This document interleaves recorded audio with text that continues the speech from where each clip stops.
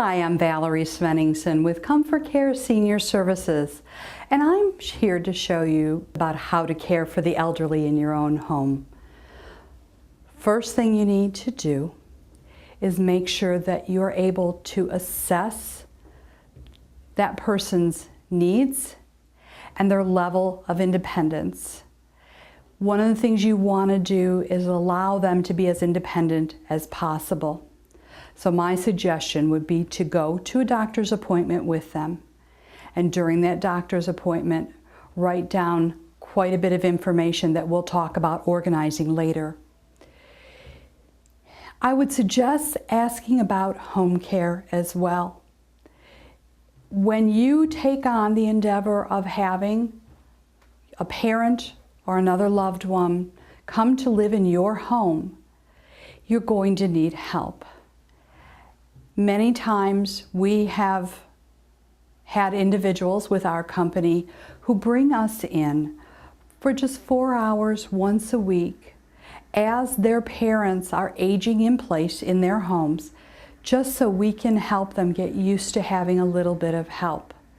You'll see later as you progress, the help is nice, and it's nice to have a break because your parents or your loved one will age in place, and they do tend to need a little more help as time goes on. One of the things you need to think about as well, and take into consideration the physician's thoughts and what they've told you your loved one needs, safety in your home. Safety is so important. It's something we take for granted. When my grandmother came to live with us, it had been a long time since I had had a child in my house, and I wasn't thinking about all the safety concerns. So many things come into play. You'd need to look at grab bars, for example, with showers or next to the toilet. Raised toilet seat can be invaluable. I particularly liked the one for my grandmother that was freestanding and had the arm rests as well. We also did have the grab bar next to it, and that worked out perfectly for her. They're adjustable. She was a short little 84-pound woman, and that worked out well for her. We also utilized, when my grandmother came to live with us, a baby monitor, or you can just call it a monitor. This was helpful when I was out of the room. My grandmother was in her room and needed my attention. She didn't have to yell loud. I had the monitor with me, and she would just say, "Valerie, Valerie," and I would know she needed something. That worked very, very well. And possibly you can use a monitor that you've had previously and you just have sitting around the house anyway. Also, you need to look when baths, showers. If it's a shower, there are chairs made specifically for the shower. That chair has suction on the bottom, and it's made for a shower. We're not talking about taking a plastic chair and putting it in the shower. We're talking about getting a specific shower chair. They usually are made to help that individual not only be safe, but be able to move around a little bit. I like getting items like this scrub brush, dollar store. You can reach. Again, we want to encourage your loved one to be as independent as possible. Most of the time, they're going to be much, much happier. This allows them to reach without straining, leaning forward, leaning too much. This is a great item. The other thing for the shower, this is a nice mat. It has suction cups on the bottom.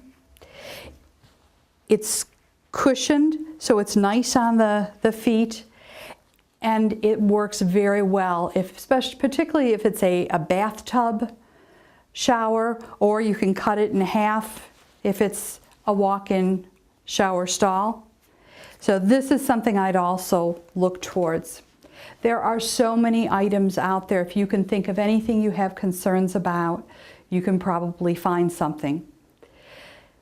The one thing I want to bring up is fall prevention. Fall prevention is very important. If you think towards that, there's just a few things I'll mention. Clear all the clutter from the floor. Make sure there are handrails that are installed properly near the staircases. If there aren't handrails, you may want to consider using them. That's a safety measure. Increase lighting use and frosted bulbs to reduce the glare, but lighting in your house is going to prevent someone from running into something. As we get older, the way we see things does change. I would suggest removing all the throw rugs. Throw rugs are such a fall hazard. It's easier just to remove them rather than trying to pin them down. Replace worn or the rubber tips on the ends of walkers or canes. That is a fall risk as well. You want to have a solid, good suction as you walk along. Arrange the furniture so there is a clear path. That seems easy enough. Between that and the lighting, they should be able to get where they're going. The last thing I'm going to go through is I'll quickly talk about organizing the information that you need. Probably one of the more important items when my grandmother came to live with us. 2 calendars, 2 wall calendars, and you would list all the appointments in there. You're going to have to make sure that you know when the appointments are, because you're going to probably be taking your loved one to the appointment unless you have someone come in like non-medical home care where they can take individuals to appointments, grocery shopping, etc.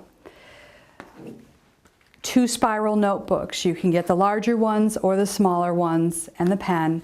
And here you want to note a lot of information you're going to need.